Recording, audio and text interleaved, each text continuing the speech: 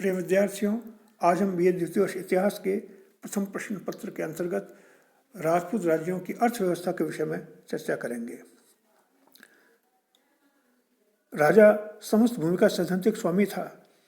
व्यवहार में काश्तकार तब तक कृषि भूमि का स्वामी था जब तक वह लगान देता रहता था। राजा किसी को भी राज्य की भूमि जागीर, दान एवं अनुदान में दे सकता था। वह जागीर अथवा दान में दी भूमि को वापस भी ले सकता था। राज्य की समस्त भूमि खालसा जागीर भौम शासन में बटी हुई थी। खालसा भूमि पर राजा का प्रत्यक्ष नियंत्रण होता था। कृषि के अंतर्गत भूमि की उर्वरता के आधार पर उसका श्रेणीकरण व वर्गीकरण किया जाता था। उसी आधार पर लगान अथवा भोग तय किया जाता था। एक चमड़े के पात्र चड़स से सिंची जाने वाली भूमि को कोषभाग कहते थे। तालाब की भूमि को तलाई, नदी के किनारे वाली भूमि को कच्छ, कुएं के पास वाली भूमि को डीमडू, गांव के पास वाली भूमि को गोरमो कहा जाता था। उपज के हिसाब से भी भूमि के अलग अलग नाम होते थे। सही वाली भूमि को पीवल, पानी से भरी हुई को गलत हांस, जोती जाने वाली भूमि को हकत बहत, काली उपजाऊ भूमि को माल, पहाड़ी जमीन को मगरो, गांव से दूर की भूमि को कांकड़, बागवानी में प्रयुक्त भूमि को बाड़ी कहा जाता था। भूमि के टुकड़ों को कातका या बटका कहते थे। खेती के लिए लोहे एवं लकड़ी के हल, कुदाल, फावड़ा, कस्सी, जेली आदि उपकरणों का प्रयोग होता था। हल खींचना काम मुख्यतः बैल करते थे। ऊँटों से भी हल खींचा जाता था। राजस्थान के राज्यों में सर्दी में होने वाली फसल को सियालू यानी रबी और गर्मी में होने वाली फसल को उनाड़ू यानी खरीफ कहा जाता था। सियालू में गेहूँ, जौ, चना तथा उनाड़ू में बाजरा, ज्वार, मूंग, मोठ प्रमुखता से होते थे। मालवा से लगने वाले पहाड़ी क्षेत्र में थोड़ा बहुत चावल, गन्ना, कपास एवं उड़द भी पैदा किया जाता था। प्रतापगढ़ तथा माल की भूमि में अफीम भी पैदा होती थी। सिंचाई के साधन सीमित थे। तालाबों, कुओं एवं नहरों के माध्यम से सिंचाई होती थी। कुओं बावड़ियों से रहट, चड़स अथवा ढीकली के माध्यम से पानी खींचकर खेतों में पहुंचाया जाता था। खालसा भूमि में राजा की ओर से तथा जागीर भूमि में जागीरदार की ओर से भू राजस्व वसूल किया जाता था। सामान्यतः उपज का 1/3 अथवा 1/4 कर वसूल किया जाता था। कर निर्धारण की अलग अलग पद्धतियाँ प्रचलित थीं। इनमें से लाटा, कुंता, बटाई आदि लोकप्रिय थी। मुगलों से संपर्क में आने के बाद राहदारी, बाब, पेशकश, जकात, गनीम आदि अनेक नए कर प्रचलन में आ गए थे। मुगलों से संपर्क के बाद राजपूताना राज्यों में इजादारी प्रथा आरंभ हो गई थी। उद्योग धंधों के अंतर्गत राजपूताना में कच्चा माल, सस्ता श्रम, सस्ती खनिज संपदा उपलब्ध थी। इस कारण तैयार माल अपेक्षा सस्ता पड़ता था। उस काल में सूती वस्त्र, ऊनी वस्त्र, सूतली, सन की रस्सी, मूंज की रस्सी, टाटपट्टी, गलीचे, कंबल, लकड़ी का सामान, मिठाई, कपड़ा, कागज, नमक, खार, सब्जी आदि के उद्योग अच्छे चलते थे। उद्योग का स्वरूप प्रायः कुटीर उद्योग था। भरतपुर, मारवाड़, जयपुर, बीकानेर, मेवाड़ आदि राज्यों में कई स्थानों पर नमक बनता था। सूती कपड़ा उद्योग के केंद्र देलवाड़ा, पाली, सिरौंज, अजमेर, सांगानेर, अकोला, भरतपुर, उदयपुर, चित्तौड़, कोटा, कैथून, मांगरोल, बूंदी आदि थे। कोटा में मलमल बनाने का काम होता था। यहाँ की चूंदड़ी, कसमुल पगड़ियाँ प्रसिद्ध थी। बूंदी राज्य में डोरिया, शैला, जोड़ा, अंगोछे बनते थे। मारवाड़ राज्य के मारोठ और जालोर पर्वतों में हाथ से कती बुनी रेजी गाढ़ा कपड़ा बनता था।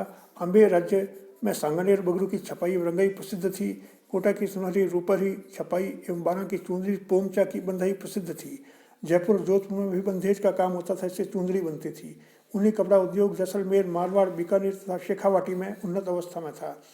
लोहे का सामान नागौर में मुल्तान शाही कारीगर लोहे के हथियार, सुनारी एवं लोहरी के उपकरण, खेती के औजार, तराजू की बाट बनाते थे।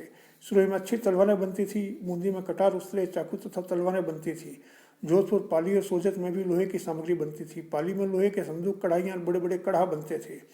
आभूषण उद्योग में जयपुर, जोधपुर प्रमुख थे, जहाँ लाख और हाथी दांत की चूड़ियों का काम प्रमुख था।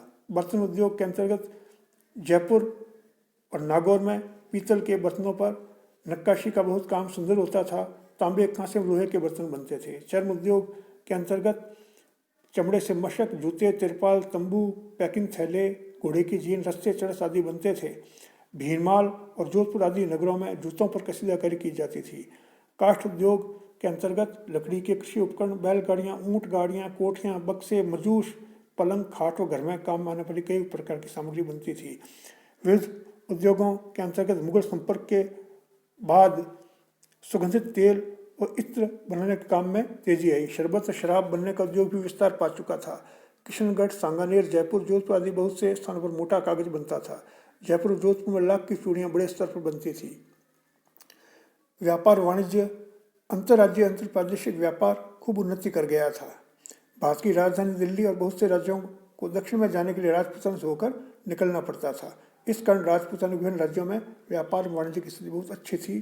प्रमुख व्यापारिक मार्गों के अंतर्गत गुजरात और मालवा होकर दक्षिण जाने वाले राज्य दिल्ली और आगरा से राजपुताना से होकर गुजरते थे।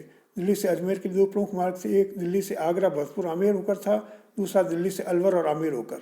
अजमेर से अहमदाबाद के दो प्रमुख मार्ग थे। इसी प्रकार मुल्तान से अहमदाबाद का मार्ग भावलपुर लोधरवा जैसलमेर होकर था। बीकानेर से अहमदाबाद का मुख्य मार्ग नागौर मेरता पाली पालनपुर होकर था। जयपुर से उज्जैन का मार्ग सांगानेर टोंक बूंदी कोटा झालरा पाटन होकर था। राजपूत राज्यों की समस्त राजधानियां सहायक मार्गों द्वारा प्रमुख मार्गों से जुड़ी हुई थी। राजपूताना के प्रमुख व्यापारिक केंद्रों के अंतर्गत आम्बेर राज्य में मालपुरा, सीकर, चिड़ावा, मारवाड़ में पाली, नागौर, भीनमाल, मेवाड़ में भीलवाड़ा, कमलमीर, रायपुर, बीकानेर राज्य में चूरू, नौहर, राजगढ़, कोटा राज्य में अंता, बारां, मांगरोल आदि प्रमुख मंडियां थी। पाली नगर संपूर्ण भारत के प्रमुख व्यापारिक केंद्रों में था। यह भारत की बनी हुई वस्तुओं के साथ अफ्रीका, यूरोप और चीन से सामान पहुंचता था। पाली के मार्ग से ही मालवा की अफीम चीन और पश्चिमी एशिया को निर्यात की जाती थी। अफीम से लदे हुए लगभग 2000 ऊँट प्रतिवर्ष पाली से होकर निकलते थे। टीन के बक्सों में बंद किया हुआ यूरोप का माल भावल नगर और अन्य बंदरगाहों पर उतारकर पाली भेजा जाता था। व्यापारिक परिवहन के अंतर्गत बैलगाड़ियों, ऊँटों, ऊँट गाड़ियों, घोड़ों, टट्टुओं, गधों, हाथियों, रथों का उपयोग किया जाता था।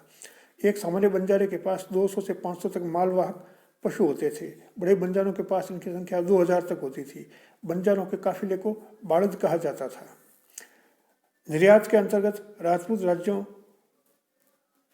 से कपास, सूती कपड़ा, छिटका कपड़ा, रंगा हुआ कपड़ा, चुंदड़ी का कपड़ा, चमड़ा, चमड़े की सामग्री, ऊन से बने हुए कंबल एवं गलीचे, रस्से, नमक, अफीम, भांग, गांजे आदि विभिन्न प्रकार के उपयोगी पशुओं की खालें, घी, तिलहन, तेल, अनाज आदि विभिन्न प्रकार की जिनसों का निर्यात किया जाता था। मुल्तानी मिट्टी तथा संगमरमर पत्थर भी बंदरगाहों तक पहुंचाए जाते थे।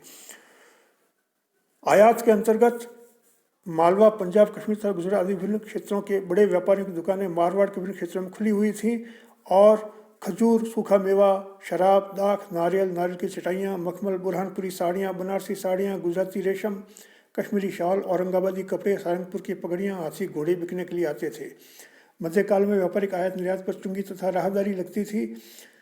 जो उत्पादित माल राज्य की सीमा से बाहर जाता था उसे निकासू कहते थे। इस पर अधिक चुंगी देनी पड़ती थी, सायर कहते थे।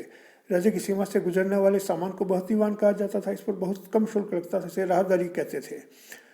राज्य में आने वाले माल को आमद कहा जाता था। इस पर निकासू माल की अपेक्षा कम चुंगी लगती थी। इसके अतिरिक्त मापा, दलाली, परगना शुल्क भी लगता था। जागीरदारों को भी शुल्क देना पड़ता था। मुद्रा के अंतर्गत व्यापार विपणन के लिए राजपुताना मुद्रा का प्रयोग अत्यंत प्राचीन काल से होता था। अनेक आकार, तोल, मूल्य की मुद्राएं प्रचलित थीं। महाणा कुंभक में से पहले राजपुताना में सोने, चांदी और तांबे के सिक्के प्रचलन थे, जिन्हें टका कहा जाता था। इनका वजन 4 माशा होता था। तुर्कों और मुगलों के समय में दिल्ली सल्तनत और मुगलों के सिक्के प्रचलन में आ गए, जिनको फिरोज, आलमशाही, शालमशाही, नौरंगशाही, अकबरी सिक्के कहते थे। इनमें चांदी की मात्रा अधिक होती थी। उस समय तांबे के सिक्के को फदिया, ढींगला, डब्बूशाही सिक्का कहा जाता था। मुगलों के समय में समस्त राजपूतों शासकों के पास सिक्के ढालने का अधिकार नहीं रहा, किंतु मुगलों के कमजोर पड़ते ही राज्यों ने अपने सिक्के ढालने आरंभ कर दिए। बड़े राज्यों के जागीरदारों को भी सिक्का ढालने की अनुमति दे दी गई। हुंडी, वस्तुओं के आयात निर्यात का भुगतान हुंडी प्रथा से होता था। इसे आज के बैंकर्स चेक अथवा ड्राफ्ट की तरह समझा जाता है। जब एक किसान को स्तंभ रुपयों की आवश्यकता होती थी, तब हुंडी के द्वारा भुगतान भेजा जाता था। इस राशि पर 16% मासिक ब्याज देना पड़ता था। हुंडी प्रायः मुद्दती होती थी, इस कारण उस पर ब्याज अधिक लिया जाता था। ब्याज की दर सामान्यतः 9 से 12% थी। साहूकार बढ़ी हुई दरों पर कर्ज देकर मूल से अधिक ब्याज वसूल कर लेते थे और गरीब किसान का सर्वस्व लूट लेते थे। परंतु कहीं कहीं आध रुपया तो कहीं 1 रुपया प्रति सैकड़ा के हिसाब से काटा लिया जाता था अथवा कटवा मिति ब्याज दिया जाता था। बड़े मंदिरों के पुजारी भी ब्याज पर रुपया दिया करते थे। निष्कर्षतः मध्यकालीन राजपूताना में अनेक प्रकार के उद्योग विकसित अवस्था में थे। इस कारण लोगों को रोजगार की विशेष कठिनाई नहीं थी तथा लोगों की आय भी संतोषजनक थी। प्रिय विद्यार्थियों, आज के वीडियो में इतना ही।